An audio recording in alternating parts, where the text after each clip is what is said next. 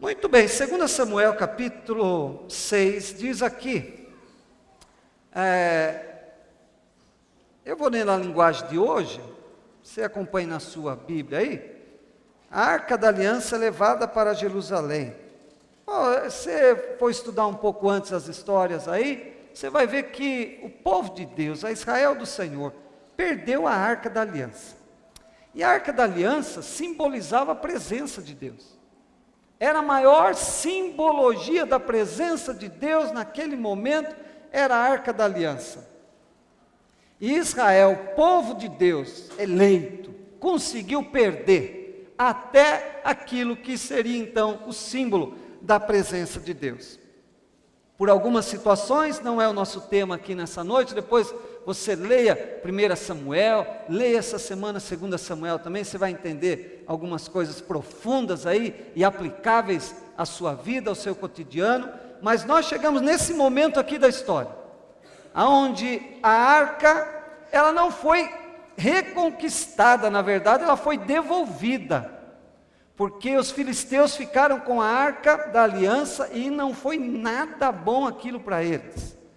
A Bíblia diz, antes desse texto que nós vamos ler aqui, que o fato deles estarem com a Arca da Aliança, com a presença de Deus em meio ao arraial dos filisteus, aquilo virou uma confusão, começou a haver ali alguns sobrenaturais, e um deles começou a aparecer tumores. Algumas traduções mais específicas vai dizer que o povo foi cometido de hemorroidas. Barbaridade. O irmão até se ajeitou na cadeira agora. É isso. E aí vem, nossa, é uma história belíssima. Leia que você vai gostar. Mas nessa situação aqui, a arca então caminha para Jerusalém. Diz o texto. Mais uma vez, Davi, olha Davizão, reuniu os melhores soldados de Israel, num total de 30.000 homens, levou-os à cidade de Baalá, em Judá, para pegarem a Arca da Aliança, que tem o nome do Senhor Todo-Poderoso, que se assenta no seu trono entre os querubins. Você pode dizer Senhor Todo-Poderoso? Ah, que coisa linda! O nosso Deus é esse, o Senhor Todo-Poderoso, que pode fazer todas as coisas. O que você precisa hoje, agora, nesse momento? Deus pode fazer. Para amanhã, segunda-feira brava, hein? Segunda quinzena de abril, barbaridade. Deus pode fazer. Está com problema na família? Deus pode resolver. Está com problema no trabalho? Deus pode resolver. Está com problema na sua vida? Deus pode resolver. Porque Ele é o Todo-Poderoso. E isso alegra o nosso coração. Isso nos atrai a Ele. Porque Ele é o Todo-Poderoso. Agora, além de Todo-Poderoso, Ele é soberano. Isso nem sempre nos agrada.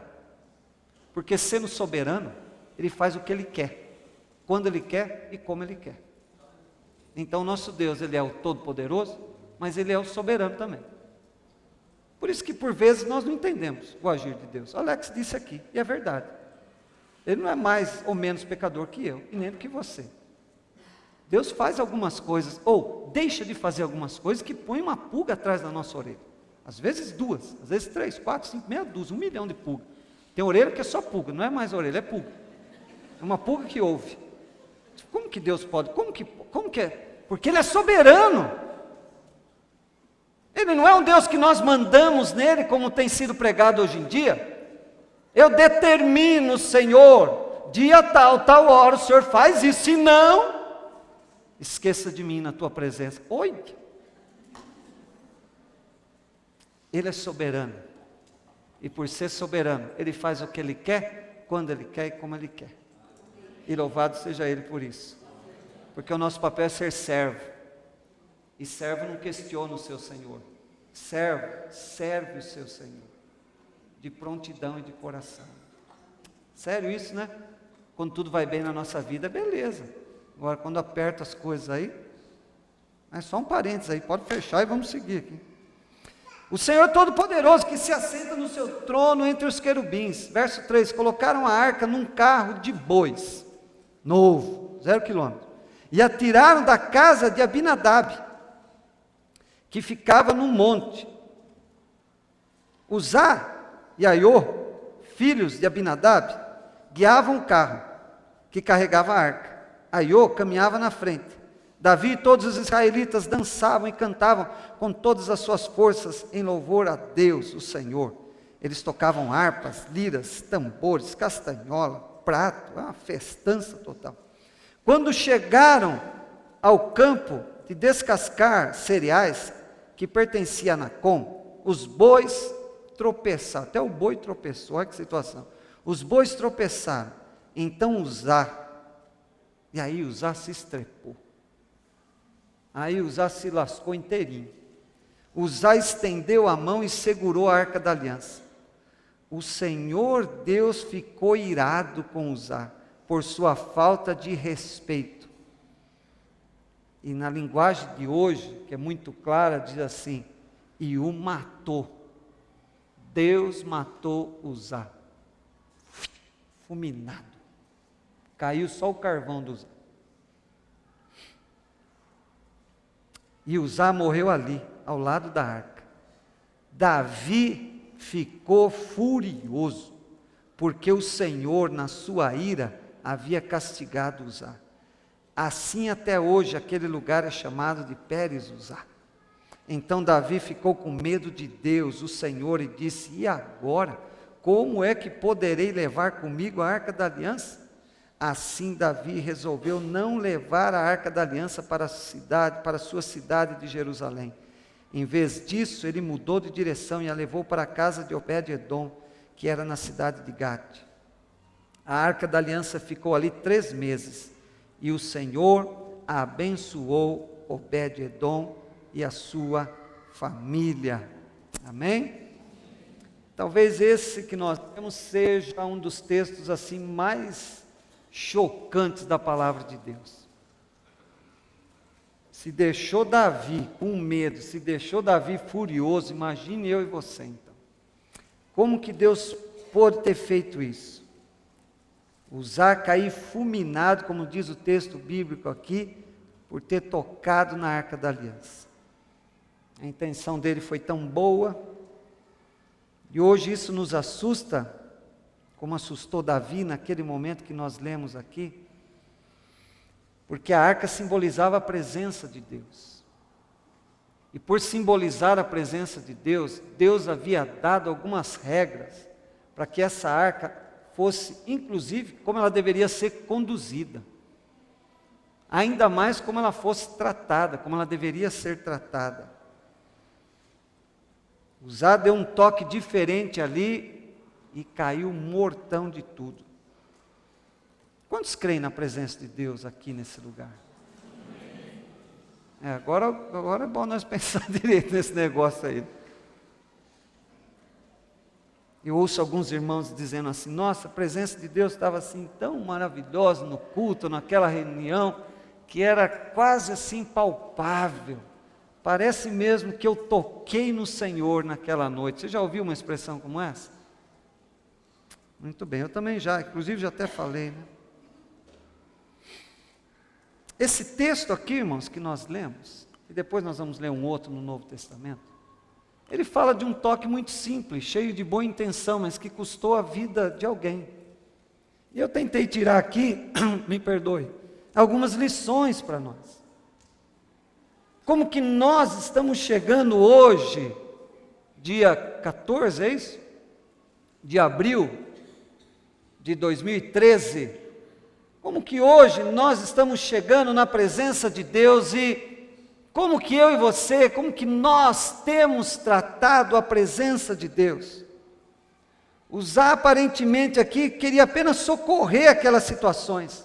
Lemos que os bois tropeçaram e ele, naquela vontade, naquele desejo que a arca não caísse, ele tentou segurar. A Bíblia diz que estavam todos alegres, e eu creio que Uzá não desejava que nada saísse errado. Diz aqui, nós lemos, por isso que ao ver a carroça pendendo pelo tropeção, ele estendeu as mãos, tocou e morreu pela sua irreverência diante da arca do Senhor. E nós vamos caminhando aqui, vamos ver aonde começa essa irreverência. Nós vivemos dias da igreja onde nos juntamos diante do Senhor, estamos diante da presença de Deus, e quando olhamos, me permita agora, não para a nossa vida, que olhar para a nossa vida custa um pouco, mas para a vida de algumas pessoas, nós falamos assim: como que pode aquela pessoa na presença de Deus e continua sendo essa porcaria de sempre? Já ouviu uma expressão dessa também? Já? Como que pode aquela irmãzinha, está todo culto lá na igreja, está na vigília, está na presença de Deus, mas parece que não muda, continua sendo fofoqueira, continua sendo intrigueira, continua sendo uma péssima esposa? Como que pode aquele irmão, que eu nem chamo de irmão, está lá, todo culto ele está lá na igreja, diz que ora a semana inteira, mas a vida, o testemunho dele é péssimo lá no trabalho.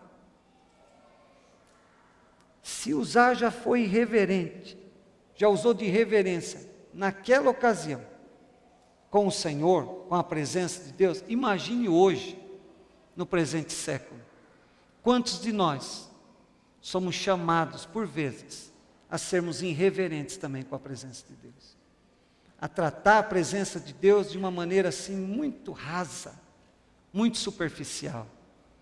Primeiro questionamento que eu trago aqui para nós nessa noite, é se nós por vezes não estamos usando a presença de Deus como um amuleto. Eu vou ao culto no domingo porque é bom para a semana, para eu não ficar desprotegido. Se fôssemos espíritas do baixo espiritismo, diríamos, para eu ficar com o corpo fechado durante a semana. Então é bom que eu vá no culto, é bom que de vez em quando eu vá no culto de oração. Mas por quê? Não sei, diz que é bom, vamos lá.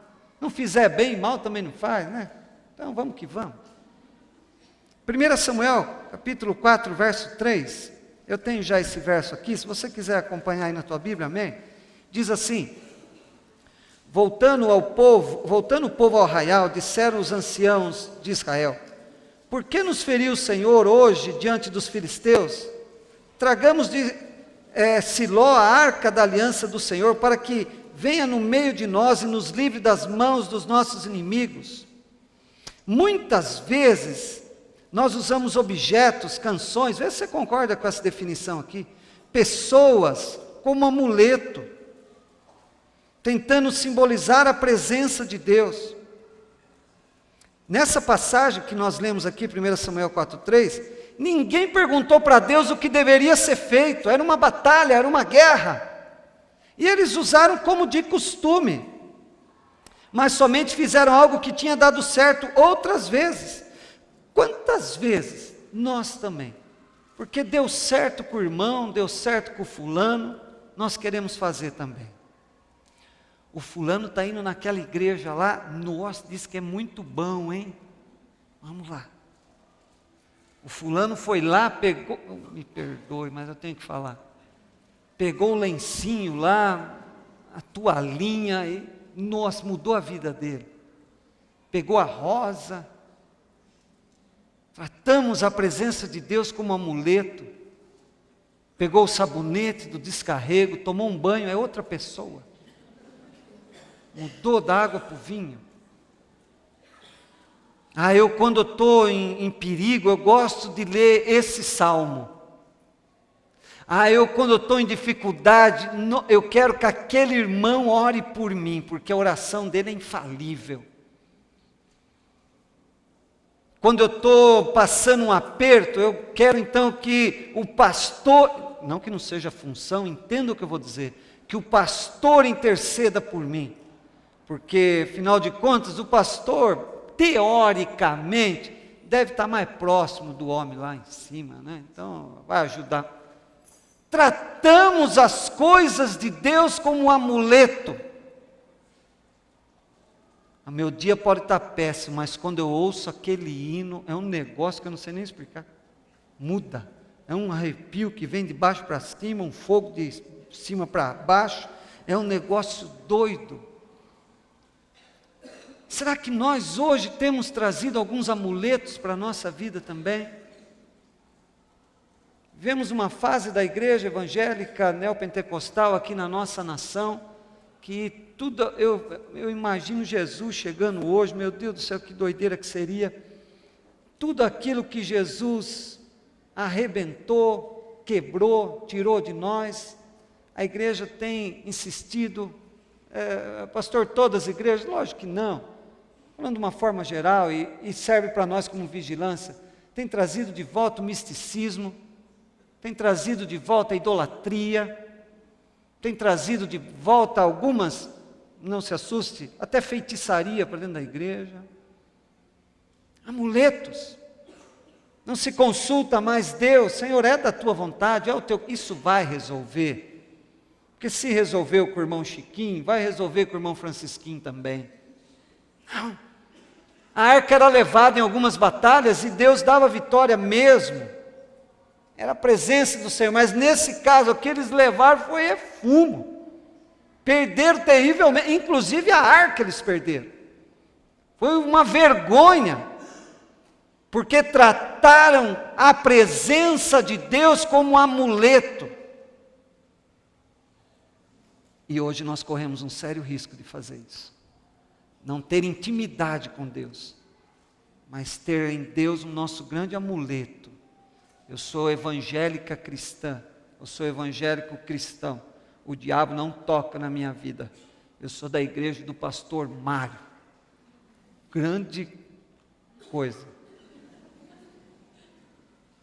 Como você tem tratado? Como eu tenho tratado? Como nós temos tratado? Como resultado, a Arca da Aliança, nessa ocasião aqui, foi parar nas mãos dos filisteus, está lá em 1 Samuel 4,11.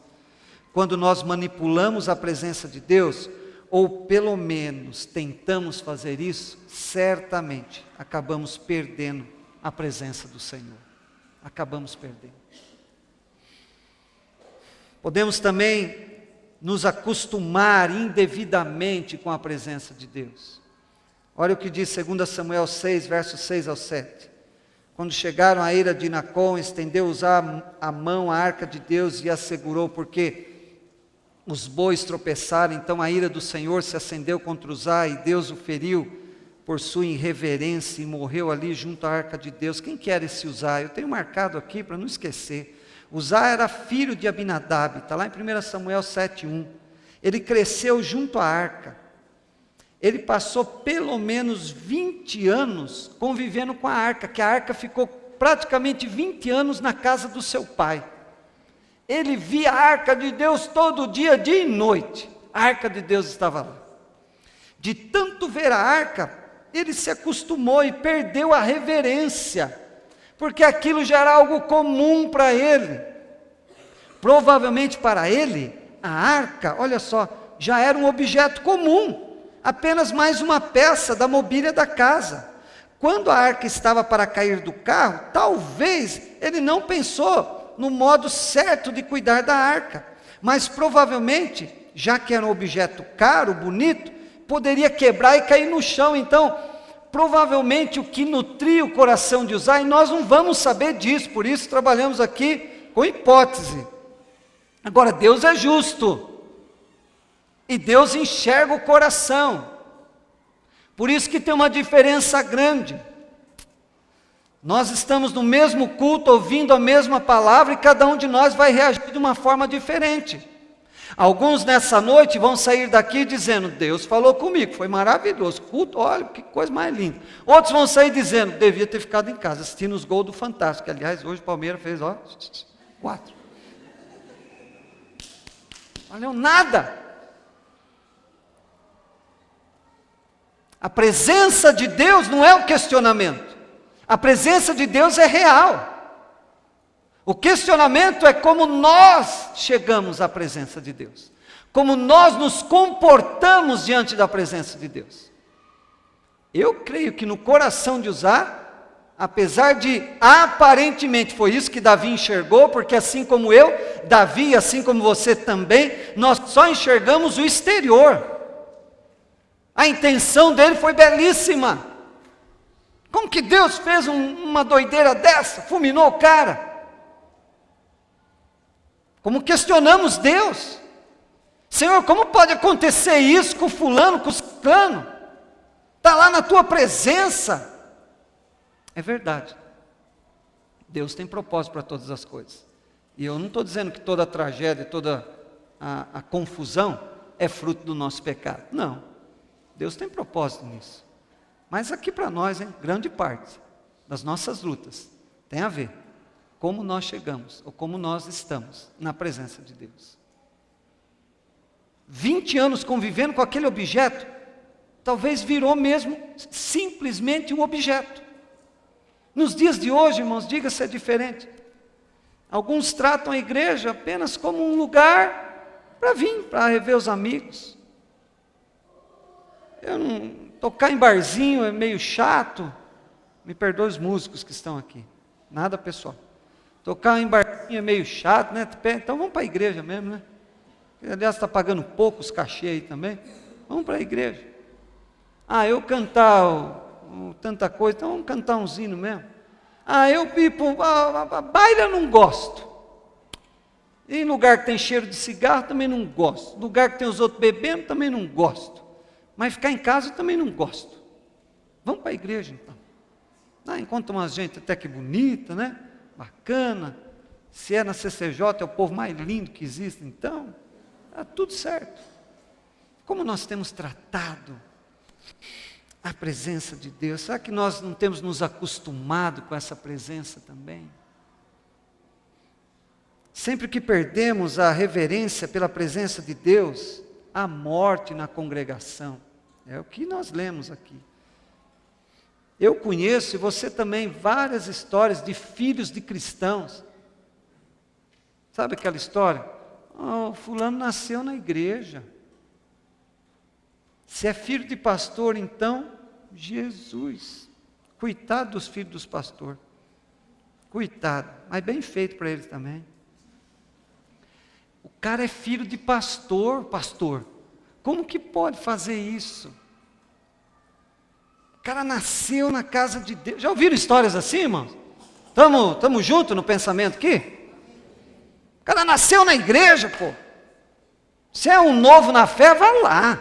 Mas o cara vai 500 anos que está lá, até pregava. Como que pode ter chegado numa bagaceira dessa daí? Provavelmente se acostumou com a presença de Deus. Provavelmente. Culto virou apenas uma liturgia. Vir ao culto virou apenas cumprir um compromisso. Como ir trabalhar de segunda a sexta. Como ir para a escola de segunda a sexta, sábado e domingo, meu compromisso é na igreja. Deus quer mais que isso. A presença de Deus deve ser melhor explorada do que isso. Ir à igreja se tornou somente um passatempo. Ao invés de ir à churrascaria, vamos para a igreja. Para não tocar em barzinho, toque no louvor. Não estou sendo só um pensamento aqui, tá? Tantas outras funções também dentro da casa de Deus. Poderia dizer, já que ninguém ouve o meu discurso, eu vou pregar na igreja. Não é? Tratamos as coisas de Deus, corremos esse risco. Podemos nos acostumar. E mais uma aqui. Tratamos as coisas de Deus da mesma forma que o mundo trata. Essa aqui arrebenta comigo com você. 2 Samuel 6, 2 e 6 diz, puseram a arca de Deus num carro novo e a levaram na casa de Abinadab. E aí segue o texto, depois vai dizer, estendeu-os a mão a arca de Deus e a segurou, porque os bois tropeçaram. Nessa passagem aqui que nós lemos, o povo de Israel estava trazendo a arca da casa de Abinadab para Jerusalém. Mas presta atenção numa coisa aqui. Como que eles estavam levando a arca? Não foi assim que Deus mandou. Era um carro guiado por bois. Lá em Êxodo 25, capítulo 25, verso 12 e 14, Deus vai tratar ali como que essa arca deveria ser carregada. Vai dizer esse texto que deveria ser por varais de madeira nos ombros dos levitas. Em nenhum momento falou que a arca era para ser colocada no carro e puxada por boi. Deus queria que os levitas carregassem aquilo que simbolizava a presença dele nos seus ombros. Mas o povo de Deus, nesse regresso da arca para Jerusalém, esqueceram disso. E da mesma maneira que os filisteus transportaram a arca, eles também quiseram transportar a arca.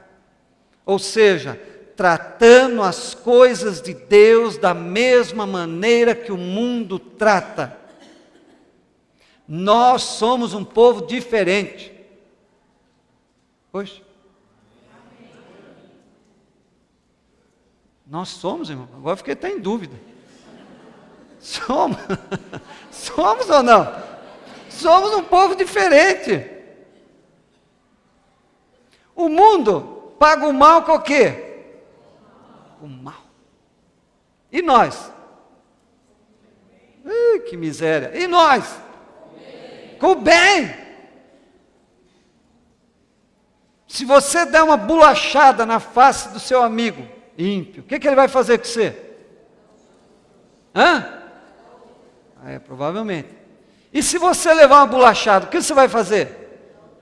Jesus, olha, até arrepiou agora. Não senti firmeza, não. Não senti, não. Nem dá outro tapa em mim que você vai ver só o que acontece. Um dia conversei com uma senhora, uma jovem senhora, vivendo um relacionamento e tal, e falei de Jesus, da graça de Deus. Ela falou, como era bom que o meu marido ouvisse essas palavras. Falei, então, vamos marcar, trazer ele. Ela disse assim, pensa num homem violento. É ele, mas jamais. Não vem, pastor. Bravo demais, até já levei umas burdoadas dele e tal. Imagina, tudo que ele não suporta é pastor. Certo? Falei, não, mas nós vamos orar, Deus traz ele. A irmã crê que Deus traz? Ela fez, que nem vocês fizeram agora. Eu botei fé, orei. Chegou um domingão, os dois estavam sentados aqui, irmãos. E eu pregando, lembrando da violência do homem. Aí eu já deixei minha Bíblia aqui. Eu falei que se ele levantar, eu rebento ele na bibliada, né?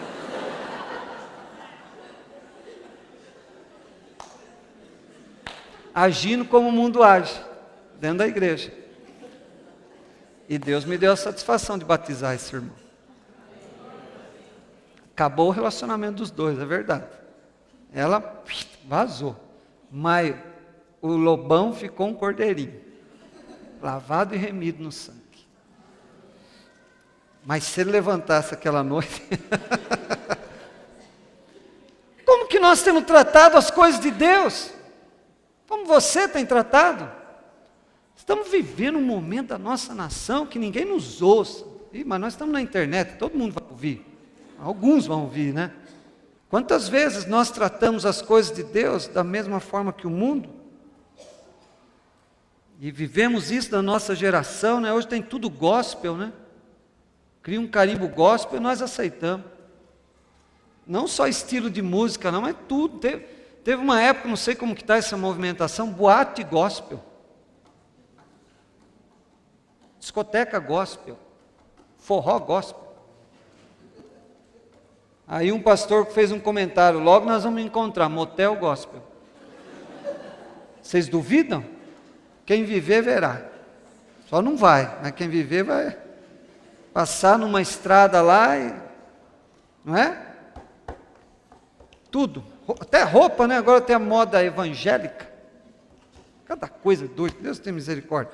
Perfume gospel, pão gospel, padaria gospel. Jesus, tem misericórdia, né? Alguns têm confundido o estar nesse mundo como ser parte desse mundo. Quando Jesus veio aqui, ele fazia coisas normais, como todo mundo. É verdade. Apesar de fazer coisas normais, ele fazia de forma diferente. Diferente. nosso grande e amado Salvador, que foi um grande revolucionário também. Aliás, foi morto por causa dos seus discursos também. Que doideira é essa da outra face? Que discurso doido é esse, se alegrar com o irmão crescendo e eu diminuindo? Que história é essa de fazer para os outros o que eu gostaria que fizessem comigo? Isso traz a presença de Deus para a nossa vida. Muito bem, 1000 anos depois, nós chegamos lá em Marcos capítulo 5, verso 25 e 34. Um outro toque. Agora era um toque não naquele que simbolizava a presença de Deus, mas naquele que era a própria presença de Deus. Um toque no Senhor Jesus Cristo. Não precisa nem abrir, que nós não vamos ler, que o texto é longo, você já conhece de cor. É a cura da mulher hemorrágica. Lembram dessa história? Sim? A Bíblia vai falar dessa mulher que estava enferma já há 12 anos. A Bíblia vai dizer para você que ela já havia gasto todo o seu dinheiro tentando uma solução, e ela continuava se esvaindo em sangue. Uma menstruação que não tinha controle. Além disso, minar as suas forças, e as mulheres sabem do que eu estou dizendo, nós homens não, louvado seja Deus por isso, glória a Deus, aleluia.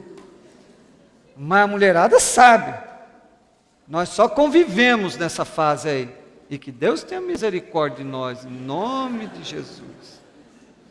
Antes, durante e depois. Né? Tem mulher que, eu não posso falar isso. Não, mas eu posso falar. Tem mulher que tem tensão pré-menstrual, menstrual e pós-menstrual. Mas Deus, e nós cantamos, dá-me mais graça, Senhor, dá-me mais graça. Só Deus para dar graça. Essa era uma. Então, além dela estar fraca, imagine 12 anos, irmão. A irmã, a menstruação durou mais que o período necessário, isso já fica fracona, já... 12 anos com uma hemorragia sem cessar.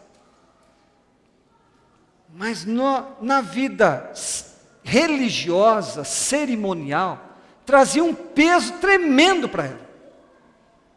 Porque o período da menstruação era um período da impureza, e isso trazia algumas complicações ali. Agora imagine 12 anos, você nessa fase da impureza.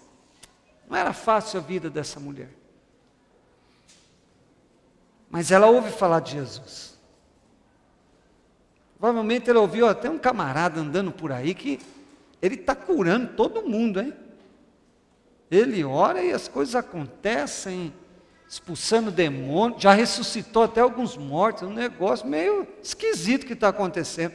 Estão até falando que ele é o Messias, Filho de Deus, que veio para salvar aí. E a Bíblia vai dizer que essa mulher, então, ela põe no coração dela: se eu tiver condição de tocar, tocou, e o que aconteceu com ele? Morreu. Se eu tiver condição de tocar nesse cidadão, nem que não seja nele, mas só na roupa dele, eu tenho certeza que eu vou ser curado. É a fé. E a Bíblia vai dizer para nós, nesse texto aí, e tantos outros aí, em outros evangelhos, que isso acontece. A mulher veio por trás, diz a Bíblia, e tocou em Jesus. E a palavra é maravilhosa, diz que imediatamente ela se viu livre do mal. Assim como Uzá caiu morto imediatamente, ela foi curada imediatamente. A arca, símbolo da presença de Deus, Jesus, a presença de Deus aqui na terra. Mas o texto vai seguir, e vai dizer, Jesus diz: quem me tocou? Aí vem Pedrão. Pedrão tinha umas tiradas boas, mas de vez em quando ele pisava na bola com Jesus também, né? Senhor, toda essa multidão aqui, o senhor está de brincadeira para perguntar quem tocou no Senhor, né? Pedro estava mentindo, o que vocês acham? Foi só ela que tocou em Jesus? Lógico que não, mas o toque dela foi diferente. Jesus diz, alguém me tocou, me permita parafrasear, alguém me tocou de uma forma diferente, porque de mim saiu poder, de mim saiu virtude, de mim saiu cura, saiu algo bom de mim, alguém me tocou com fé. E a conversa vai continuar. Essa mulher é identificada, e o Senhor manda uma palavra tremenda para ela, e a história dessa mulher é transformada. A arca simbolizava a presença de Deus. Jesus era a presença de Deus, presença realizada. Pregamos sobre isso, Emanuel, o Deus conosco. Como nós temos tocado na presença de Deus, irmãos. Como nós estamos diante de Deus, quando nos reunimos aqui, quando estamos na nossa casa, no nosso carro, no nosso trabalho. E quando falamos em presença de Deus, nós não podemos focar nele, porque Deus se faz presente e pronto. Precisamos focar em nós. Tivemos ceia semana passada, domingo passado, e tem um texto que nós quase sempre lemos, lá de Coríntios. Examine-se, pois, o homem a si mesmo, e assim coma do pão e beba do cálice. Pois quem come e bebe sem discernir o corpo, come e bebe juízo para si. Essa é a essência. Não é a presença, é como eu estou nessa presença. É como eu tenho me comportado. Deus é soberano, creia nisso. E foi justo com Uzá. Deus não o castigou. Deus não foi maldoso com Uzá. Porque Deus enxergou o coração de Uzá. E viu que, ainda que a intenção de não permitir que a arca caísse no chão era boa, mas o que nutriu a Uzá dar um salto, provavelmente como um ninja, e querer segurar a arca, não era boa a intenção no coração dele. Porque Deus é um justo juiz. Assim como o Senhor Jesus viu o coração dessa mulher, e o toque dela foi tão especial, que mexeu com o Senhor Jesus Cristo. Então nessa noite nós temos dois comparativos, é verdade, dois extremos. A igreja do presente século busca viver o intermediário. Nem 0, nem 100. A Bíblia não fala disso. A Bíblia fala de dois caminhos. A Bíblia fala de céu e inferno. A Bíblia fala de vida e morte. A Bíblia fala de tristeza e alegria. E assim por diante. A Bíblia fala de salvação e perdição. A Bíblia fala de sim ou não. Ou nós estamos na presença de Deus, ou não estamos na presença de Deus. Ou nós usufruímos da presença de Deus, ou nós estamos fazendo qualquer outra coisa que não passa de um ato religioso. E quando isso acontece, como eu li aqui, eu sei que é pesado, há morte na congregação. Talvez não a morte física, porque hoje estamos no tempo da graça, mas existe também isso, mas a morte espiritual. Eu tenho orado a Deus que eu quero aprender mais dele, e quero viver cada dia mais intensamente diante dele. Eu não quero ser ou voltar a ser o religioso que eu já fui um dia. Não quero. E eu sei que eu tenho que vigiar. Eu sei que eu tenho que pedir a misericórdia de Deus. E eu creio que nessa noite não é diferente para muitos que estão aqui. Entre ser Uzá e ser a mulher ex-hemorrágica, Eu quero escolher ser a segunda situação. Continuar tocando com fé no Senhor Jesus Cristo e trazendo virtude para a minha vida. Que Deus tenha misericórdia de nós aqui. Como você está, não precisa nem ficar de pé, sentado mesmo. Feche os teus olhos. E é nesse silêncio que nós vamos orar. É nesse silêncio, não quero envolver mais nada aqui. Quero que seja algo entre você e Deus.